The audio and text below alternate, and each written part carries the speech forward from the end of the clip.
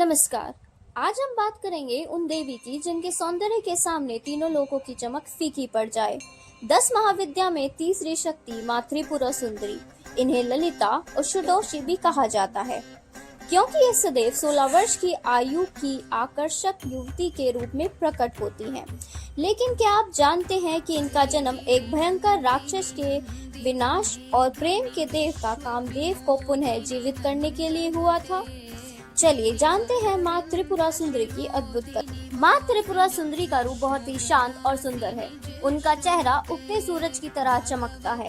उनके 4 हाथ हैं जो जीवन के 4 लक्ष्य और मन की शक्तियों को दिखाते हैं। उनके हाथों में गन्ने का धनुष, 5 फूलों के बाण, पाश और अंकुश है। वे एक खास सिंहासन पर बैठी है जिसे पंच प्रेतासन कहा जाता है। इसमें ब्रह्मा, विष्णु, रुद्र और ईश्वर सिंहासन के 4 पहिए हैं और सदा शिव उनका आधार है। कहानी तब शुरू हुई जब महादेव ने अपनी तीसरी आंख खोली और कामदेव को जला दिया।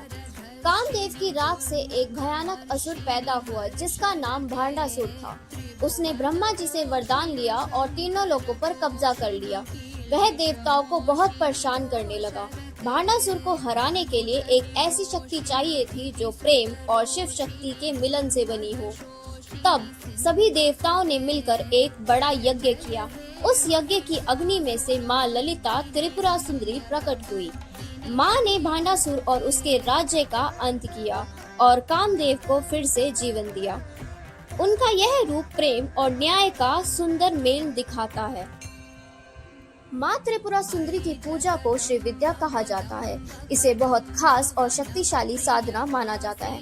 कहा जाता है कि माँ का निवास श्री यंत्र के बीच में होता है।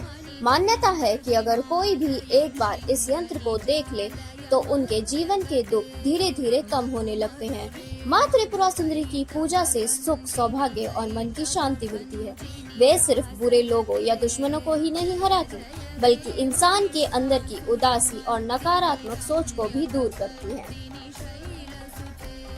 माँ त्रिपुरा सुंदरी हमें सिखाती है कि असली शक्ति सिर्फ गुस्से में ही नहीं होती बल्कि प्यार और सुंदरता में भी होती है।